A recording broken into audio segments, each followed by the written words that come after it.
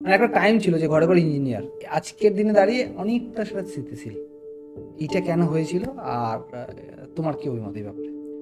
দেখো, ইঞ্জিনিয়ার পড়েছে তারা বেশি আছে সংখ্যায়, এটার কারণ আছে। যে সমস্ত সামনে কলেজগুলো আমরা দেখি জেনারেল লাইনের, তো জেনারেল লাইনের ছেলেপিলেরা পড়ছে, পড়ে পাস করছে, একটা সময় চাকরি পেয়েছে, তারপর চাকরি বাজারটা এগুলো তাদের জন্য কমে যাচ্ছে, তখন টেকনিক্যাল লোকেদের অনেক দরকার হলো। তখন টেকনিক্যাল লোকে তার মধ্যে থেকে যারা ছিটকে গিয়ে তোমার আরও পড়াশোনা করতে গিয়েছে, ইঞ্জিনিয়ারিংয়ে গিয়েছে, তারা পাশ করে যখন আসে তখন দেখলো তারা চাকরি পেয়ে যাচ্ছে বা ভালো সমাজে দাঁড়িয়ে যাচ্ছে। তো তাদেরকে দেখে ওই মেধার থেকেও যারা কম দামের একটু মেধাবী যারা হয়, তারাও ভর্তি হতে চলে গেছে, আচ্ছা। তারাও পড়াটা পড়তে গেছে।